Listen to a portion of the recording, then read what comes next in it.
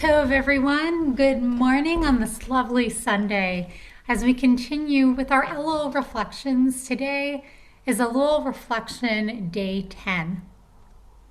And this morning we'll be blessed to hear from the one and only Malin Dollinger. But before we do, we sing together these words of seeking, as we do every morning, the words of Achat Sha'alti. Achat she'alti me'et Adonai, ota avakesh. Achat she'alti me'et Adonai, ota avakesh.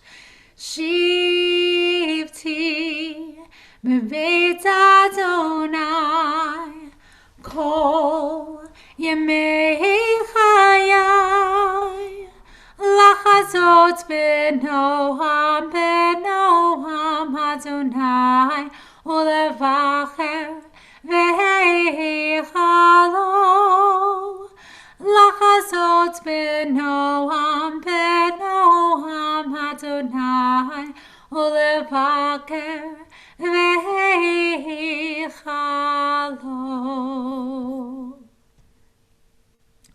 The question that Malin Dollinger decided to answer was, who is a person who has had a profound impact on your life? And as you'll see, he'll talk about one of his granddaughters.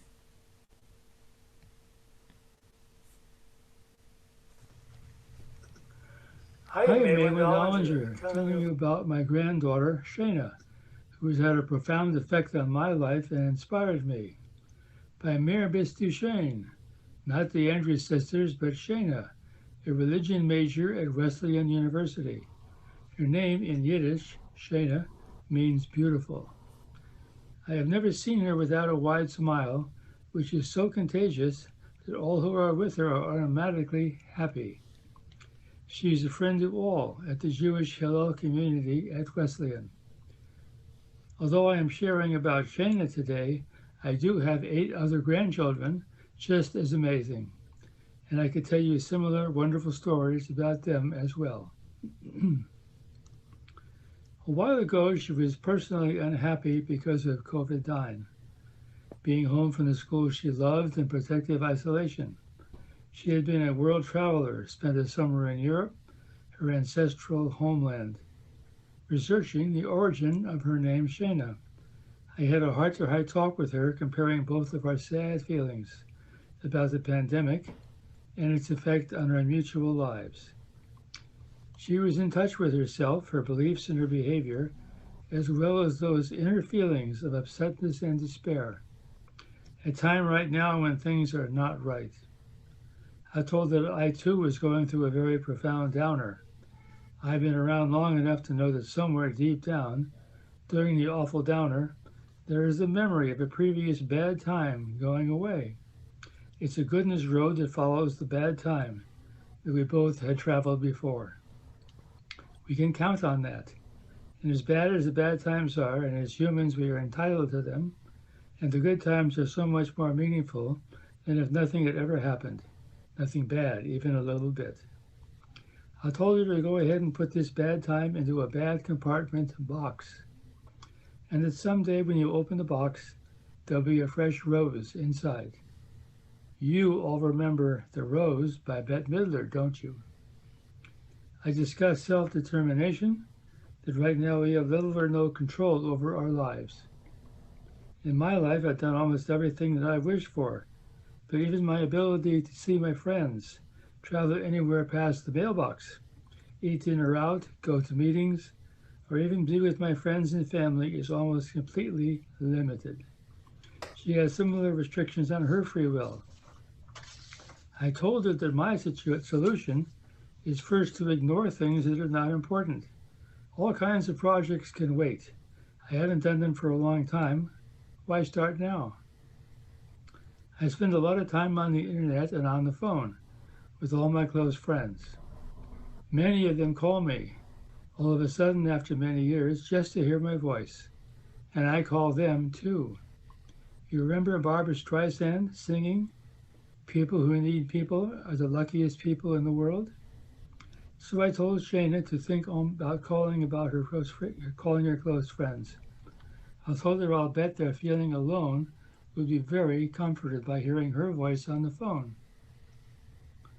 Someday this time will be remembered. Way back then, it sure was a mess, wasn't it? But you will again successfully be in control of your life.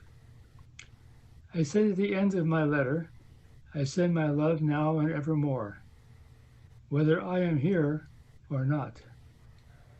My message to her is that she is one of my links to immortality.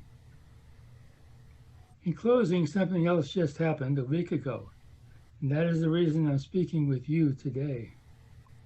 When our esteemed Rabbi Kale asked me to speak, I quickly remembered something that Shana had said to me during her recent visit that validated everything that Shana has said, done, and become in her life, everything she stood for. That made the high holy days even more holy and meaningful for me. And I was born on Yom Kippur. She said to me, "Zadie, I plan to become a rabbi." By Mir Bestushena. Thank you. And thank you to you, Malin, for your very real words about the struggle we have, about how we can push ourselves through it, and the beautiful outlook that you have on life. Truly, you are an enormous blessing, and we are so grateful for your wisdom, your spirit, and everything you continue to bring to our community and have for so many years. And if your granddaughter has even a small piece of the wisdom and the just beautiful spirit that you have, there is no doubt that she will make an exceptional rabbi. Thank you so much. There's just one more gift that Malin gave us this morning, which is he recorded himself doing a very popular and really beautiful song on the harmonica.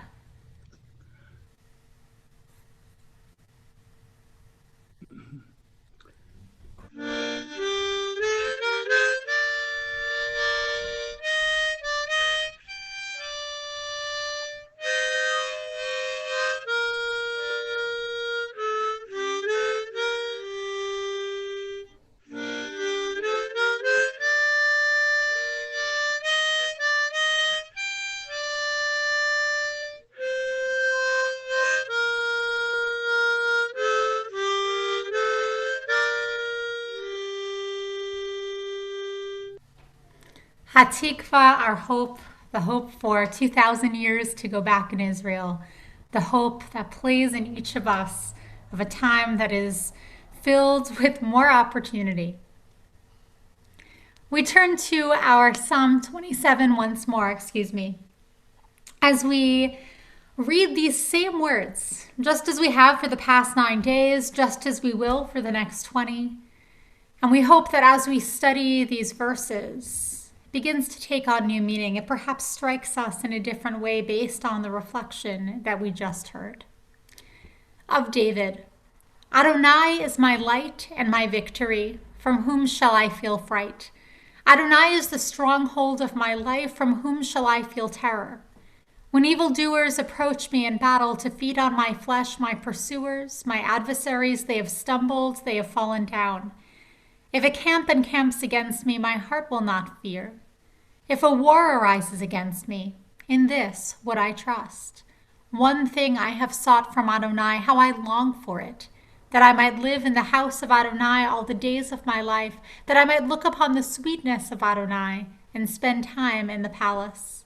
That you might hide me in your sukkah on a chaotic day, hide me in the hiding places of your tent, raise me high upon a rock. Now my head rises high above my enemies round about, and in your tent I'll offer offerings to the sound of the truah, the shofar. I shall sing and chant praises to Adonai. Hear, Adonai, my voice. I am crying out, be gracious to me. Answer me. My heart has said to you, Seek my face. I am seeking your face, Adonai. Do not hide your face from me. Do not turn your servant away in anger. You have been my help. Do not forsake me. Do not abandon me, God of my deliverance. For my father and my mother have abandoned me, yet Adonai gathers me up. Make your path apparent to me. Guide me in the upright road, because of those up ahead who lie in wait for me. Do not hand me over to the lust of my adversaries, for false witnesses have risen against me, puffing violently. Had I not the faith that I would see the goodness of God in the land of life, wait for Adonai. Fill your waiting with hope in Adonai. Let your heart be strong and of good courage, and wait hopefully for Adonai. Today we focus on the same fourth line, the same fourth verse that we begin our little reflection with each day as we slowly make our way through it. One thing I have sought from Adonai, how I long for it, that I might live in the house of Adonai all the days of my life. Kol yemei chayai. And so this morning I offer you a reflection from Deborah Robin's book based on these words. Watching the march all day, every day, I realize I am already living the psalmist's dream. I already live in God's house all day, every day. My soul dwells in my body fashioned from dust by God. My organs function effortlessly, or so it seems, each according to its own design. My nerves, blood, tissues connect to each other miraculously. I am in awe. I am filled with gratitude for this house. I already live in God's house all day, every day. My body dwells on this earth, created out of unformed void by God. My feet tread lightly, or sometimes heavily, in the morning sunshine, in the evening beneath the moon, among the infinite varieties of life that fill this planet, each with a name, all according to species and genus. I am in awe. I am filled with gratitude for this house. And this marsh, this is God's house too. It changes from minute to minute as I watch it all day, every day. A cloud casts a shadow on the grasses. A puff of wind rustles in the leaves of the birch trees. The tide recedes in increments as the mud is exposed and fiddler crabs emerge. The tide turns, the channels overflow, flooding the green expanse. A chorus of sparrows sings, followed by silence, and then a single voice. The hum of bees rises from the lavender plant, all day, every day, always the same, always different. The smell of the sea, what was once alive, breathing new life into the marsh. All day, every day, this is God's house. This is God's house, and I am already here. I will add my voice to the voices of the birds, the leaves, the water, the insects. These are my songs, my chants, my praises. I will be silent like the fog settling over the marsh, offering my prayer all day, every day. I am in awe. I am filled with gratitude for this house. Times may be challenging these days, but there is also just so much to be grateful for. And in particular, I am grateful for all of you, for everyone who is joining us live this morning, and for everyone who chooses to be a part of this at a later point in the day. So I just want to say a good morning to Susan Brooks and Gail Schwartz, to Sarah Gill and Tina Gross, Pam Tarlow, Mark Dollinger, Diane Gross, and George Mayer, Gail Schwartz and Marcy Levine Dollinger. We have a lot of Dollingers here this morning. I'm so glad. Susan Goodman, Tina Gross, Marcy Levine Dollinger, Cynthia Wagner, Marcy again, Debbie Hudson, Sunny Fellberg and Gail Birch. It's wonderful to see you. Cheryl Holtzman and Rachel Fisher and Leanne Preston. And for everyone else who is here, Laurel and Grant, wonderful to see you. Thank you for creating this community more sacred, both by joining in, many of you being part of offering these little reflections, and also just being here in community, listening and learning and growing with one another. One of the most important things that we do on an Elul morning is hear the sound of the shofar. And so this morning we hear the sound of Ethan Shehan blowing his shofar. Tekiah, Shavarim, Teruah, Tekiah. Thank you so much, Ethan, for that beautiful call. And finally, we offer a Misha Barach prayer as we do each morning for everyone in our community, for everyone in our world who is in need of healing of mind, healing of body, or healing of spirit. For all those who are in the midst of hurricanes or wildfires, for all of those struggling with COVID-19, for all those who are sometimes feeling a little dark and deep and who maybe need a little bit of uplift. We offer this Misha Barach for every one of you.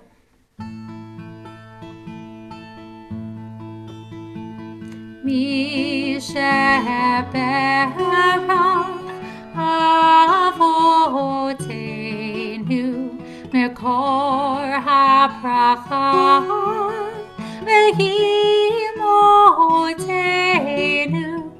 May the source of strength who bless the ones before us help us find the courage to make our lives a blessing, and let us say Amen.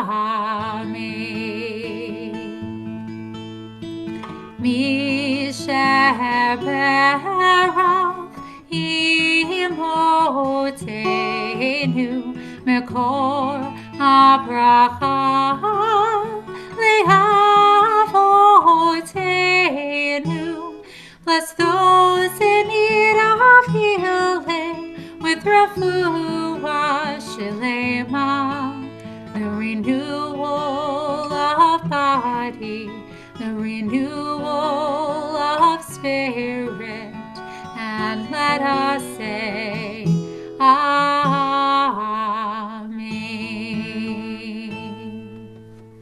I hope everyone has a wonderful day. This morning at 9:30, we have our very first day of Torah school. So I look forward to seeing all of our families there. And then tomorrow morning, coming right back here for another day of Elul.